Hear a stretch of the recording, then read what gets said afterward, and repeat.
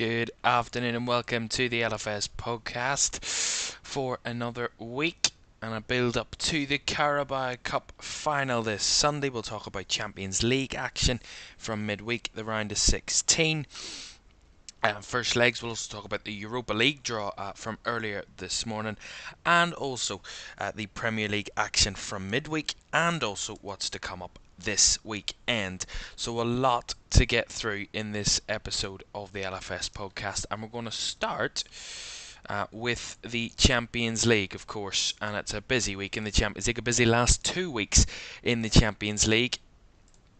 And we're going to start with that reaction, of course, with those big results from the first legs to the Champions League. Of course, the second legs are going to be coming up in the start of March, the 5th and 6th of March, and the 12th and 13th of March for the second legs of the Champions League round of 16. Let's have a look at the results then from the first legs. These are the 8 ties and the 8 scorelines heading into those second legs. Of course, all of the teams on the left hand side were the home sides.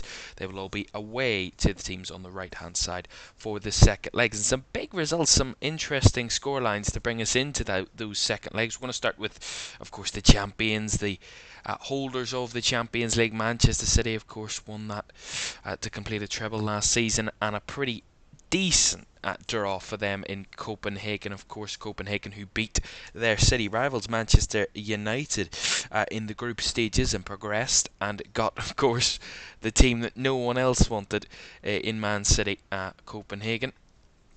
3-1 win for Manchester City in the first leg. Pretty comfortable for Pep Guardiola's side. In the end, really not much to kind of worry about for Pep Guardiola, really, in that kind of first leg. I mean, we look back at that game, Kevin De Bruyne scoring the opener, and Copenhagen got an equaliser, and you thought 1-1, maybe they could do something in their own stadium, maybe kind of hold City to a draw. I mean, at no point did you think that Copenhagen were going to progress, and at this stage, at 3-1 down, going to Manchester City, I don't think that's anywhere near in the realms of possibility, but who knows. But Man City, I mean, they look to be cruising at the minute in the Champions League. It doesn't look like it's going to be a difficult second leg. They might even rest a few players for the second leg. Of course, that second leg for Manchester City, by the way, if it will be on the 6th of March, so that will be the weekend before they play Liverpool. Of course, they go to Anfield on the 10th of March, so they will be at home to Copenhagen on the 6th, which would be the Wednesday night. That midweek, of course, Liverpool in the Europa League round of 16, they play on the Thursday night. To the other game on the same night as the City game, Real Madrid getting a 1-0 win against RB Leipzig. Of course, Brahim Diaz, the goal scorer, to give Madrid a lead going into that one and heading back to the Bernabeu with that 1-goal lead. But RB Leipzig, I mean, in the last couple of seasons when they played teams in the round of 16, there haven't been much competition, but they did make it difficult for Real Madrid, especially in their home stadium. But they actually had triple the amount of shots on target that Real Madrid had in that game. Pretty even game in the end, in the 1-goal scoreline. Basically, a moment of pure class from Brahim Diaz, but it was probably Leipzig that had the better of the chances and probably should have had at least a goal in that first leg, but they couldn't find a finish in those games. From their 9 shots on target, they could only they couldn't even get a goal. From the other games, of course, the first 4 games were last midweek. Of course, the last 4 games there are from this midweek.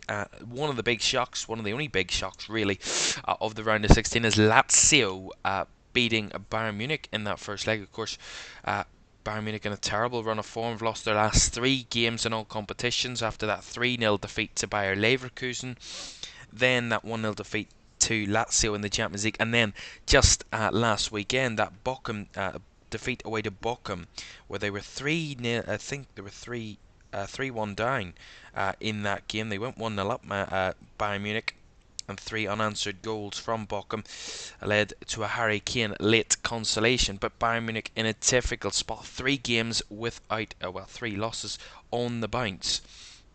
Of course, in after that game, it was the first time they'd lost back-to-back games without scoring since 2014. It was the first time they've lost back-to-back games since 2019, but without scoring even longer, almost 10 years for Bayern Munich and Lazio getting the job done and giving themselves something to carry into that game at the Allianz. I know Allianz is going to be a difficult stadium for Lazio to kind of get anything out of, and Bayern Munich are going to be fired up and ready to respond to that deficit. But at least Lazio give themselves something to hold on to. Italian teams typically, they're not going to be coming out and playing free-flowing attacking football. They're going to be sitting deep. They're going to try and soak up pressure, and especially going away to Bayern Munich, that's going to be the expectation of Lazio. But even more with that one-goal lead to protect. Bayern Munich didn't have a shot on target as well in that game. 17 shots, 0 on target. Lazio scored through a Ciro Immobile penalty in the 69th minute. They also went down to 10 in that game. Bayern Munich Dio Upamecano. So it's certainly one of those games that everything went against Bayern Munich in that occasion, and they got absolutely nothing out of it. But the second leg for them to try and contest that deficit, and they will play on the 5th of March. So that will be the first night of the second legs. We will watch Bayern Munich and Lazio at the Allianz Arena. Well, a fairly comfortable win for one of the other bigger teams, PSG, under Luis Enrique's management. A comfortable victory in the end over Real Sociedad at the Parc des Princes in the first leg. 2-0 win for them. Kylian Mbappe and Bradley Barcola gives them a 2-goal lead heading to Sociedad in a few weeks' time. And PSG themselves, we talk about teams that have a lot of quality and have a lot of ability and kind of have opportunities to go deep in this competition. PSG have always been that team in the last 4 or 5 years where they've been in and around it, but just haven't been able to get the job done when it comes to the bigger sides. You look at the PSG or the Real Madrids, the Manchester Cities, etc., etc. Bayern Munich a few seasons ago as well. Those types of games where they struggled, where they just don't look themselves. I mean, against lower opposition, the likes of a Real Sociedad. No disrespect to Sociedad, they're a good side, but PSG have got the better quality, base quality on the field than Sociedad, to be fair. So the games that PSG are expected to win, they do win, but it's the bigger games, the bigger competitions, the likes of a Real Madrid, the Bayern Munichs, the Manchester Cities, where they need to perform and they need to do their best. I mean, I think it was Borussia Dortmund as well, where they struggled.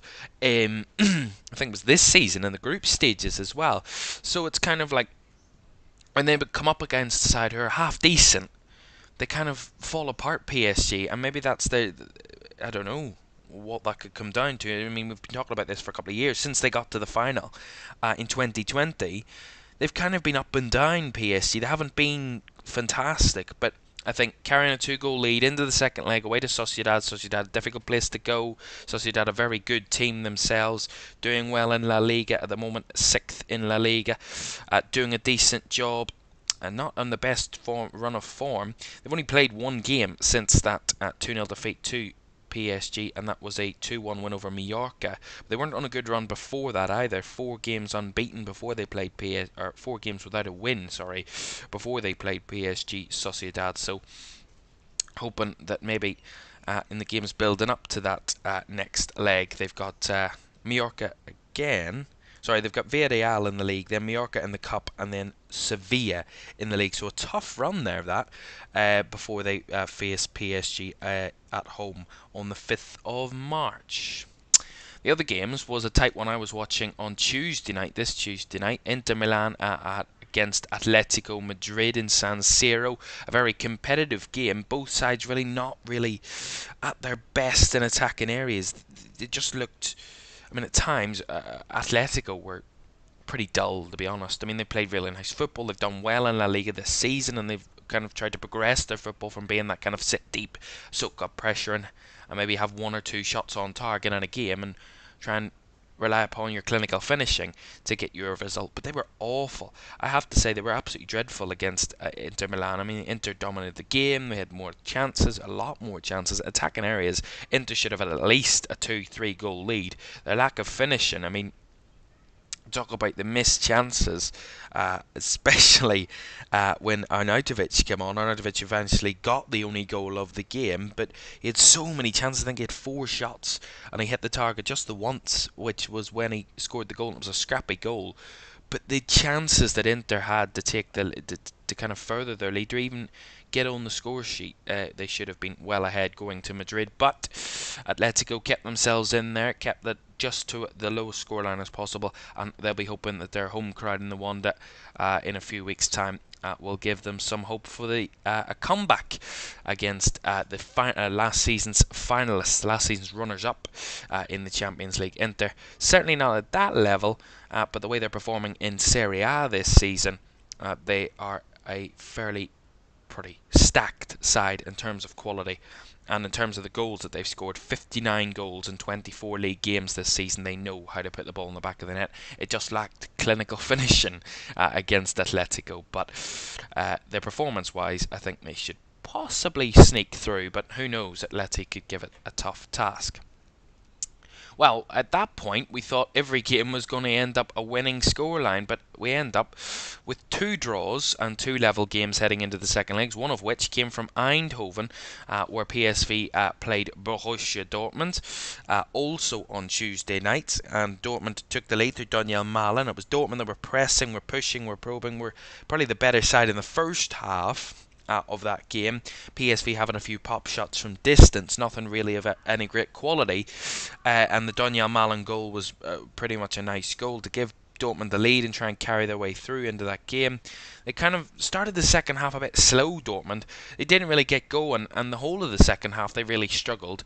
PSV upped their level. They got their equaliser from a Luc de Jong penalty just 11 minutes into the second half, and PSV actually dominated the game towards the end of the proceedings. In the second half, PSV were on top and the better side, but in the end, Dortmund held on, got that 1-1 draw to take back to Signal Iduna Park for the second leg. And of course, for away sides, it's all about staying in the game. A draw in the first leg is not an awful result as long as you win at home. You'll go through, but it's when you're even losing 1-0, likes of Bayern Munich and Atleti and Leipzig are going home, are going away in the next round. But what I mean by Bayern Munich and Atleti, going back home with a 1-goal deficit or even drawing the game is not the end of the world, because you have the home advantage and you have that kind of ability to just throw everything at the game and see where you come out. And if you win the game, you have a fairly good chance at progressing to the next stage. Another game that ended 1-1 was another interesting one between 2 big European sides. Napoli, who were last season's surprise package in the Champions League, and Barcelona, who've been up and down and topsy-turvy this season in La Liga and in all competitions really. They haven't looked consistent anywhere this season, and Xavi, of course, leaving the club in the summer. More turbulence to come for Barcelona, but a turbulent game in Naples as well on Wednesday night at Napoli and Barcelona. Robert Lewandowski give Barca the lead in that game. Lovely turn and spin and great quality from Robert Lewandowski to get that finish. A first half that absolutely offered nothing, but Barca were probably edging it slightly. Probably the better side. They just really struggled to take full command of that game. The second half, when they got their 1-goal lead, you think they're just going to kick on, they're going to push on and maybe go and get the second. They couldn't do that. I mean, Xavi said in his post-match interview afterwards, he talked about the fact that they really struggled to get the grip of the game in the second half. When they took the lead, it was kind of more pressure from Napoli in terms of Barca didn't really kind of suffocate them enough and keep them in that area where they wanted them, where they had got their first goal from, and how they started the second half, a more dominant kind of force, and kind of put pressure on Napoli and got that opening goal. They just couldn't get the stronghold in that and keep it going, and that kind of put the game back in the balance towards that the middle of the second half, and that's how Victor Osimhen, a great quality player, a kind of a hot target around Europe, especially for this summer, Victor Osimhen, especially a couple of English sides interested in him. He got the equaliser and gives Napoli a chance. They go to Barcelona in the second leg, and Napoli have a chance. Who knows? We will see what they can deliver from there. But one of the big shocks, and an English side not scoring, and Arsenal's poor run away at Porto. I mentioned it in commentary on Wednesday night. Porto have a good record at home against Arsenal. Arsenal a terrible record away at Porto in that stadium, the Estadio do Dragão in Porto. Porto getting the 1-0 win, 94th minute winner in that one for Wenderson Galeno, and you can watch my reaction to that on the LFS YouTube channel at the moment, or you can rewatch the full stream. I don't know who would want to do that, but who knows. Porto 94th minute winner, Wenderson Galeno with that one. Porto arguably the better team on the night. I mean, Arsenal didn't have a shot on target. They looked far too predictable would be the word. Porto had them covered in every single area, and Arsenal just weren't inventive enough, weren't kind of intuitive enough. They didn't actually rely upon the kind of spontaneity that they've been relying upon in their free goal scoring kind of play this calendar year. I mean, 21 goals in 5 games, a Premier League record for Arsenal coming into 2024. You think, they're going to rely upon that. When we've seen English teams, especially Liverpool, go to Porto in the last couple of years and absolutely destroy them, 4-5 past them. English teams don't have a great record away at Porto. Probably Liverpool are the standout going there in recent seasons, but Arsenal going to continue that similar form. I mean, they've been put out by Porto. The last time that they got to the round of 16, the last time they were put out the round of 16 was against Porto, and the last time they progressed in the round of 16 was against Porto. So it's kind of Porto are a defining factor for Arsenal in the Champions League, and of course Arsenal going to the Emirates, they do have that 1-goal deficit, but as I said with Inter and Lazio, they know that they go away to a tough side in Bayern Munich and Atleti, and only a 1-goal lead doesn't give you very much to take into that second leg with a lead, but it's something to hold on to at the very least. But I believe Arsenal, with their quality, with that crowd behind them, in a few weeks' time, they will be a tough team to stop, and if they don't go through, it would be a big shock indeed. So those were the first legs of the round of 16 from the Champions League. Just to remind you, Man City 3-1 up. Real Madrid 1 goal to the good away at Leipzig. Lazio winning 1-0 at home against Bayern Munich. PSG 2 up against Real Sociedad. Inter eking out a 1-goal victory against Atleti. 1-1 draws for Eindhoven Dortmund and Napoli Barca. And Arsenal stifled in the Dragão as Porto win by 1-0. So all set up intriguing second legs indeed. No one's kind of out of it yet. I'd say the closest would be Copenhagen or Sociedad, but Sociedad have the second leg at home. Copenhagen probably have the least. I mean, they would have had the least amount of chance no matter what the scoreline out of that City game, but being 2 goals down and having to go to the Etihad probably gives them the least amount of chance anyway of progressing. But no one's clearly gone out of the round of 16, which keeps it tight, but it's also not been the most entertaining of first legs. I have to say, the first week, the first set of 4 games, Lazio winning was a great result, but in the end, the Champions League is all about goals, it's all about excitement, it's all about late drama, and that's why we got it with the Porto game and in the Inter Milan game. Some exciting games, low scoring, but exciting games. The second legs certainly set up nicely. To the Europa League, we talked about the Champions League in the round of 16. They've had their first legs. We've found out this morning actually, about who will play who in the round of 16 of the Europa League. Let's have a look at that draw. There is the draw.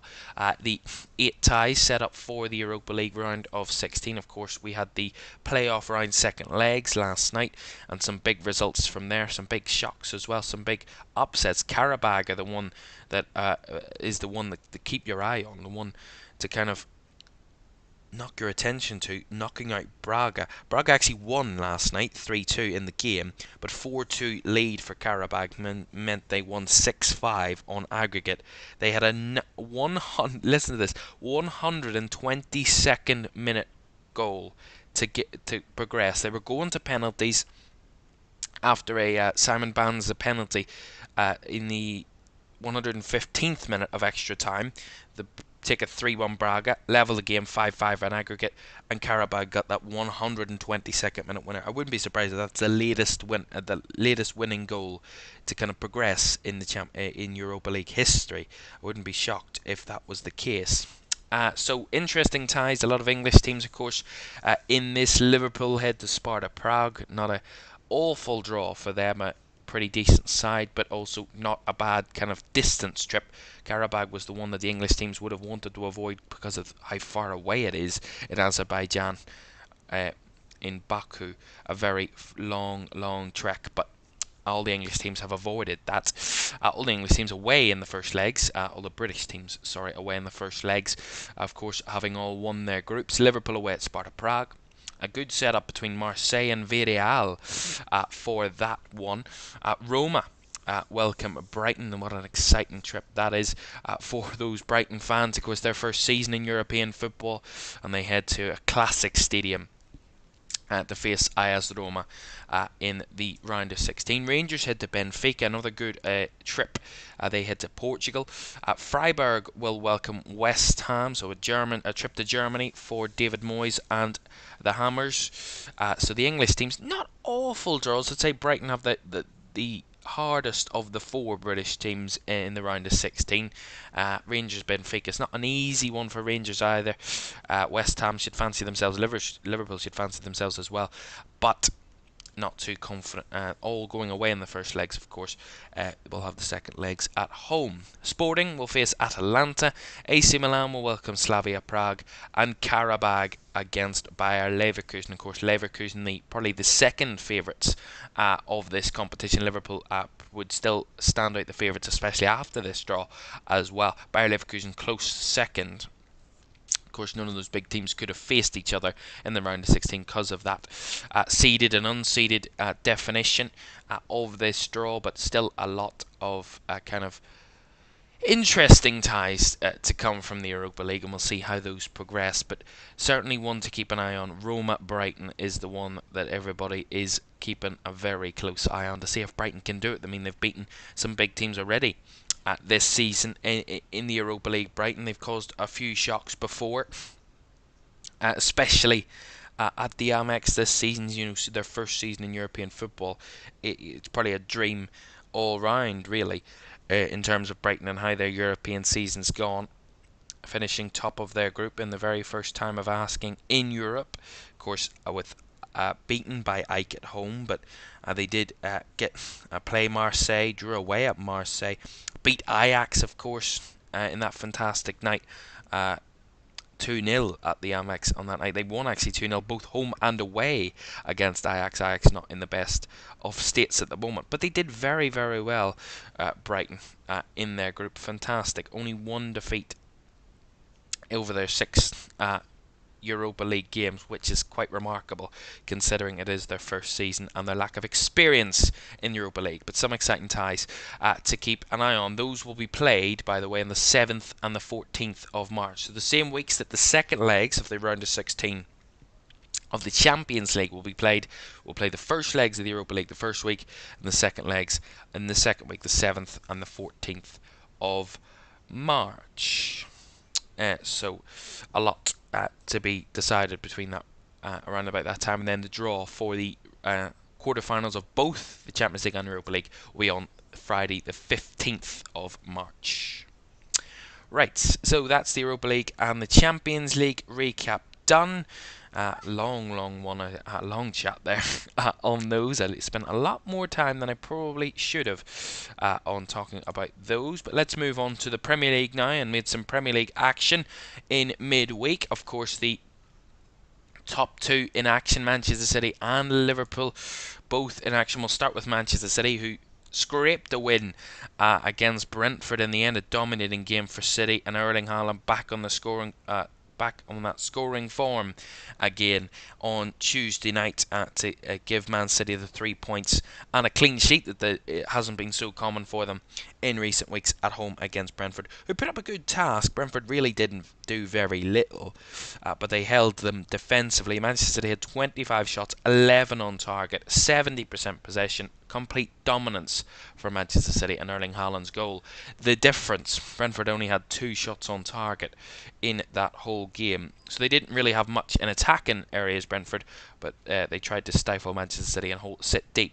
and played that back five, and they did fairly well. They did a lot better in that game than they did against Liverpool at home in the previous weekend, where they looked absolutely dreadful defensively, so frail, so fragile, so open defensively, Brentford, but solidified that for the City game, but just not enough to keep Manchester City out. And at that point, Manchester City closed the gap to Liverpool to just a point in the table. Of course, would have been on level games at that point. That was Man City's game in hand over the teams in and around them. So after this weekend, everybody will be back to level, because Liverpool also played a midweek because they're in the Cup Final this weekend. They had their weekend's game pushed forward to midweek. And with injuries rife through the Liverpool team, they were out without the likes of a Salah, a Nunez, a Jota, Alexander-Arnold, Szoboszlai, Jones, etc., etc. Alisson in the Liverpool team. A lot of first-teamers, a lot of strong players that they have relied upon in the past to get them results, even in this season. But they didn't need any of them against the Luton side, who actually took the lead in that game, but Liverpool dispatched them by 4-1, and that is a crazy number of times. I think Liverpool have scored 4 goals, I think 5 times this calendar year already. I think they'd scored 17 goals in 5 games this calendar year. If I go back, so they scored 4 against Newcastle on New Year's Day. Then they scored 4 against Bournemouth in the league. Then 4 against Chelsea at home. Then they were beaten 3-1 by Arsenal. And then 3-1 against Burnley. And then 4-1 against Brentford. And 4 against Luton. So that's the 5th time in the Premier League this season, or in this calendar year, sorry, in 2024, where Liverpool have scored 4 goals in a game. They look ruthless. That, by the way, took them to 100 goals, the quickest European side to 100 goals this season, the first European side in Europe's top 5 leagues to reach 100 goals. The only team close to that was Bayer Leverkusen. I think they're in the high 90s, 97 I think Bayer Leverkusen are. Liverpool 63 goals in the league, 5 clear of both Man City and Arsenal, but of course both still have to play that match week 26 game. The second half comeback really from Liverpool, 1-0 down at home at half time. And they'd only been down at home, 1-0 down at home at half time, I think it was about 14 times under Jurgen Klopp's reign, and only 5 of those times did they come back and win the second halves. 7 draws and just the 1 defeat.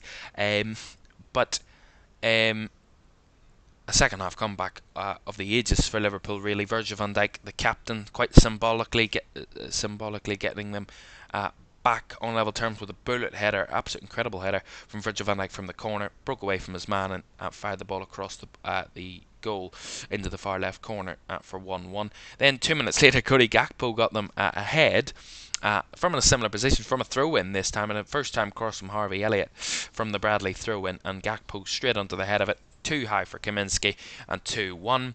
And then Liverpool were just pushing on. They were dominant. They were pushing. They were desperate for more and more goals. Luis Diaz got on the score sheet, of course, which made it 5 Liverpool players have 10 goals this season, 10 or more goals this season. All of their front 5, Luis Diaz, Darwin Nunez, Mo Salah, Diogo Jota and Cody Gakpo, all on 10 or more goals this season in all competitions, which is quite as ruthless as you can get. And Harvey Elliott topped it off in the 90th minute to get a goal, crucial, great goal in that one. And I think Liverpool ended the game with 5 players aged 21 or under. So a couple of academy graduates making an appearance for Liverpool on Wednesday night. The likes of of course, James McConnell coming on in that one. Bobby Clark, Jayden Danns making his debut for Liverpool on Wednesday night. So the youth players certainly come in when Liverpool are struggling with injuries. Considering, read the list of the Liverpool players absent from that game: Diogo Jota, Joe Matip, Stefan Bajcetic, Dominic Szoboszlai, Thiago Alcantara, Trent Alexander-Arnold, Curtis Jones, Darwin Nunez and Alisson, all missing. That equates to 9 Liverpool players missing from that game. That's not including Salah, which was 10 from that game. 10 incredible players, almost a whole 11 of first teamers that could have easily got into that Liverpool starting 11 that were missing. Incredible job from Liverpool there. So that then extended their lead back to 4 points on the teams below them in Manchester City. They sit on 60 points, Liverpool, after 26 games. Man City on 56 after 25 games. And Arsenal on 55 after 25 games. So the gap could be down to 2 points between the top three if both Man City and Arsenal win their games this weekend, of course, which is as follows. As you can see, the highlighted ones there. Bournemouth away for Manchester City on Saturday night at 5:30. And Arsenal have a home game against Newcastle at 8 o'clock on Saturday night. Other Premier League games as well: Villa against Forest, Brighton against Everton, Palace against Burnley, Man United at home against Fulham, Sheffield United away to Wolves, and West Ham against Brentford. So some very close ties between all of those teams, but it's the two highlighted ones, the two ones in bold there, that will be focus for the title race. Man City away to Bournemouth and Arsenal at home to Newcastle. And both would desperately want that win to close that gap to Liverpool, to keep the pressure on the league leaders, who of course don't play this weekend because they have the cup final. And that is what we're going to move on to next in a moment. Let's just remind you then what's coming up this weekend. Just to remind you, tomorrow at 8 o'clock, of course, that game, Arsenal against Newcastle. You can watch that live commentary and updates from that game tomorrow at 8 o'clock. And we'll round up all of the Premier League action from the day, from the 3 o'clock kickoffs, and also the Man City game earlier in the afternoon. Plus, we'll talk about the title race and the impact that this game could have on it. Arsenal against Newcastle tomorrow at 8 o'clock. Right, moving on to our final bit of business for this week's LFS podcast. And it's down to the big one. On Sunday afternoon, the Carabao Cup Final. Chelsea and Liverpool face off again, similar to the exact same repeat of the 2022 Carabao Cup Final, where Liverpool won 11-10 on penalties. Incredible game, 0-0 at finish, but incredible set of penalties. One of the longest penalty shootouts we've seen in Carabao Cup history, and a wonderful kind of final that was, and we're hoping that the 2024 Carabao Cup Final can live up to that. We just want some goals in normal time, over the 90 minutes or the 120 minutes or whatever we get to. We just want some goals in normal time. We don't need to wait 120 minutes of a 0-0 game to then go to penalties. I would much rather a game that had a lot of goals in it. We will see, of course, if that progresses. Now, we have a bit to talk about. We're going to talk about the 2022 final, what happened there, and any similarities. We're also going to talk about Pochettino and Klopp, their histories together and against each other, and also Chelsea-Liverpool in more general terms against each other as well. Because they have met each other quite a few times in cup competitions over the last few years. And let's first talk about that 2022 Carabao Cup Final, where it ended 0-0 in the game. Chelsea and Liverpool 0-0. There was a few bits of controversy as well from that final, but we're not going to talk about that. And Liverpool winning 11-10 on penalties. Of course, it got to the goalkeepers, and their goalkeeper Caoimhan Kelleher scored a penalty. Liverpool's 11th penalty, 11 straight penalties scored for Liverpool. To that point, it was 21 straight penalties. Every single player on the pitch had scored their penalties right up until Kepa Arrizabalaga, the Chelsea keeper, skied it over the net, over the bar, and into that Liverpool crowd, and that was what confirmed the result. Liverpool winning 11-10 on penalties. A game that offered very little in terms of goals, as you can see, at a goalless draw.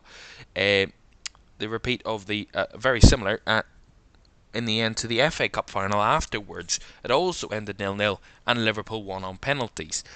Shorter penalties shootout that time round, but they did win the same way, exact same way, Liverpool, in that cup double season, where they were going for the quadruple that season. Remember, they got the Champions League final and lost the league on the final day that season. Incredible Liverpool team that season. The finals weren't their most impressive bits of football, Liverpool, but in the end, who cares? All that mattered was that they picked up the trophies, and they give people a very entertaining penalty shootout to watch to end both of those games. But Liverpool, I mean, that season they were absolutely incredible, unstoppable.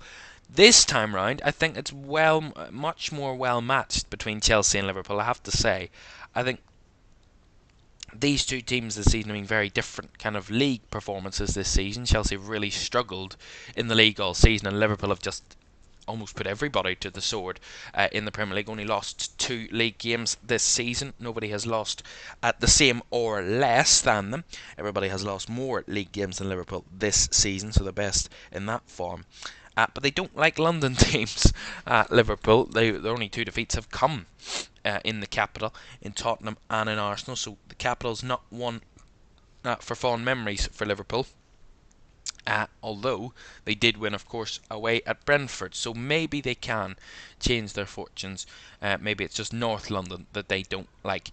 Well, Wembley will be a place where, of course, Liverpool fans nickname it Anfield South because they have such a rich history at Wembley. They have such a rich history in the Carabao Cup as well. No one has won the competition even the same or more times than Liverpool.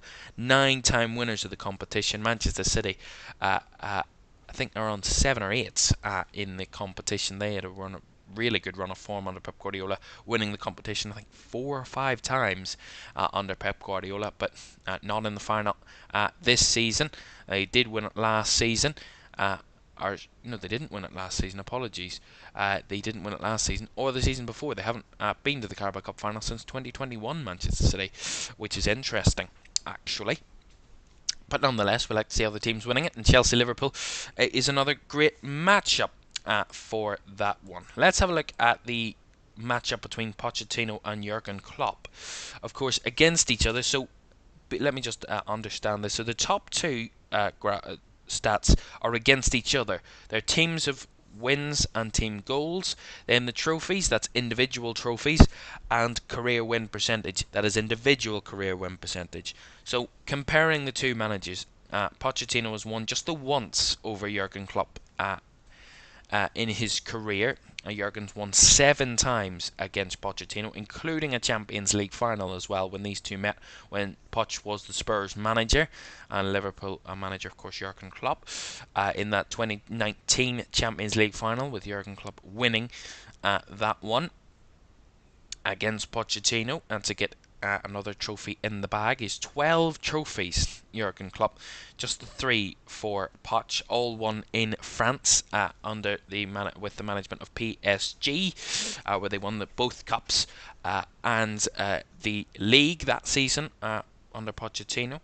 In terms of goals, it's not a huge difference, but Jurgen Klopp 22 goals, 14 goals for Pochettino's sides against Liverpool, so it's a pretty close feat.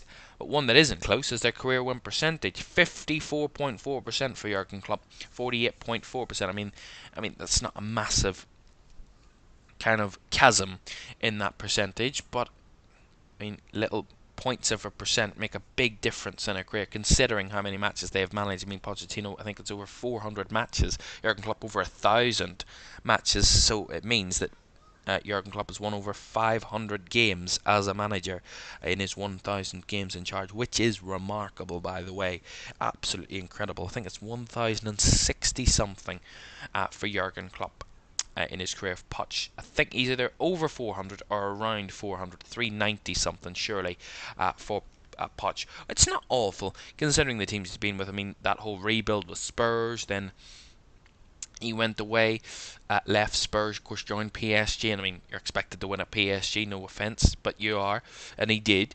He did the job that was asked of him. He didn't get to the Champions League, which was kind of what ended up being his downfall in the end, because at those types of clubs, the likes of a PSG, a Bayern Munich, they're expected to win their respective leagues every season and push in the cups, but it's the Champions League that is the holy grail for those types of teams, and he couldn't just do that at PSG, but he did get to a Champions League final with Tottenham in 2019. So, no doubts that one has more experience than the other in that front. And let's move to the teams then, in terms of their kind of head-to-heads over the years. Now, this is a bit more confusing because of the way this is laid out. I've realised I've laid it out wrong.